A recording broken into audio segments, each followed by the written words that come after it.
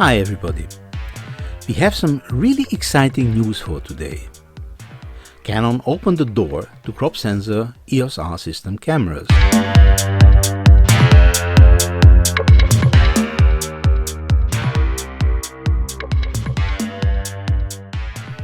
They just announced their first two APS-C EOS R mirrorless cameras. These are the EOS R7 and the EOS R10. There were already some rumors spreading that Canon is working on a crop sensor camera, and most probably it will be called the EOS R7. And as the time passed, it suddenly turned out that it will be not one, but two. So now, let's have a short look on them, what they are, and how they fit to the lineup. Similarly, as with the DSLR cameras, having a crop sensor in a camera has some benefits to photographers. Cameras can be smaller, the crop can give some additional reach, and so on. By the way, if you want, I can also look into this in a future video. Just write it in the comment, and I will also prepare a video going through the differences, benefits, and disadvantages. The information from Canon says that these cameras having these crop sensors will give significant benefits to photo enthusiasts and content creators. Cameras will be smaller, but still having high speed and high performance at the same time. I would also like to compare them to EOS M and crop sensor DSLR cameras in a future hands-on video. Just let me know your opinion. Which cameras should I look at? Just write it in the comment section and I will return to you. So the first camera is the EOS R7. This will bring the heritage of the EOS 7D category to the EOS R system, and it will be well suited to wildlife and sports photographers, providing very fast shooting speed, subject recognition, tracking autofocus, similarly what we saw on the latest EOS R system cameras. The other camera is the EOS R10. This should be a powerful, all-arounder camera, making it a good option for photographers, travelers, and content creators. Together with these two cameras, Canon also announced two totally new RFS lenses as a best match for these cameras. One is the ultra-compact RFS 18-45 ISSTM lens, and the other is a versatile long zoom RFS to 18 to 150mm ISSTM lens. Now let's see the highlights of these cameras. Based on the specifications, both of them will have the intelligent dual-pixel autofocus system supported by the deep learning technology featured on their latest full-frame EOS R models. This will give them a great advantage compared to other similar category cameras. Besides the 100% coverage dual-pixel focusing area, the AF system also supports subject recognition, including subjects like vehicles, animals, and people with head, face, and eye detection, which makes them really a great all-arounder and wildlife cameras. Both models will have a very fast mechanical shutter offering a maximum of 15 frames per sec continuous shooting speed.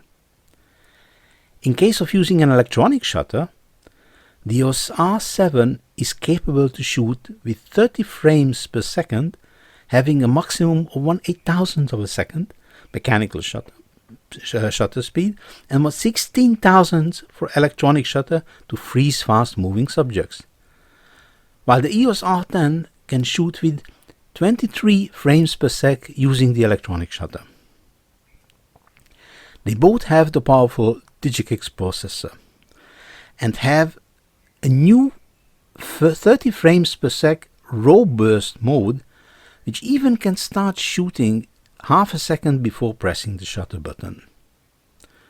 I really hope to see exactly how this works when I will have the camera in my hands. And just don't forget to subscribe so you will be notified when I will have them published. The EOS R7, just as the EOS R3, the R5 and the R6, will feature an in-body image stabilization system offering 8 stops of stabilization. The EOS R7 can combine the optical IS in lens with the in-body stabilization to achieve a really very effective stabilization.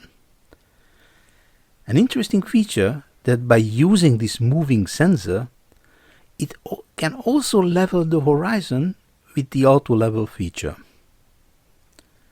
The EOS R7 will have a 32.5 megapixel APS-C size sensor, and the R10 will have a 24.2 megapixel resolution APS-C sensor, which is more or less standard in this segment.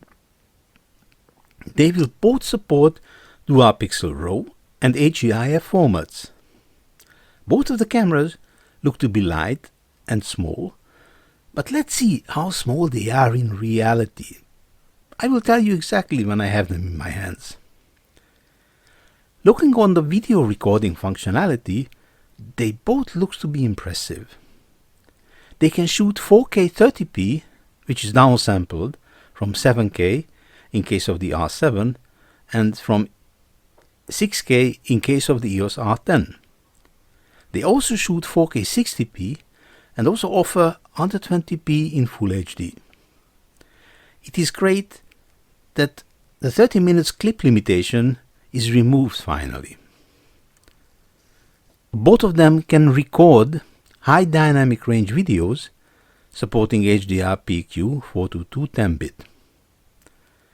The EOS R7 is the first APS-C EOS camera to have the Canon Lock 3, which makes it easier to use it in a higher level video workflow.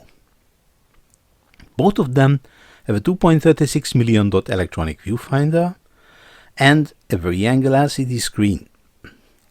The EOS R10 will have a built-in flash, while the EOS R7 gives us 2 UHS Type 2 card slots.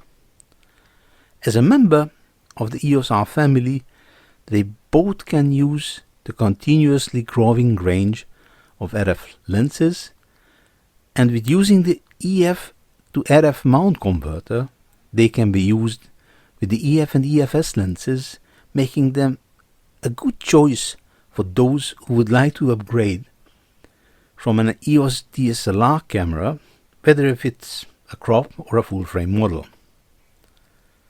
The two new RFS lenses launched together with the APS-C cameras are perfect for shooting everything from landscapes to portrait. The RFS 18 to 45 ISSDM looks to be a great multi-purpose lens for general shooting. Because of its small size, when it is paired with the EOS R10, it is an ideal lens for vlogging or general travel photography or videography. The other RFS lens is the 18 to 150 ISSDM, which is a high magnification lens which can cover shots from wide angle to telephoto. If you want to shoot close-ups, this lens can provide a 0.59 times magnification in MF mode, making it easy to start exploring macro photography. I would say both cameras and lenses looks to be a very exciting addition to the Canon EOS R lineup, bringing the top-level functionality of the EOS R system to people who would also like to have the benefits offered by the smaller APS-C type sensor. After this initial look on these new cameras, I hope to have them in my hands after they will be available, and I will definitely return to you with more information and hands-on experience.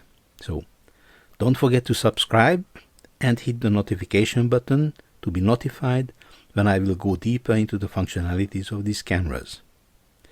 I'm very excited to see what they are capable of in a real shooting environment. I can hardly wait till I can get hold of it. So until then, thanks for watching. See you in the next video.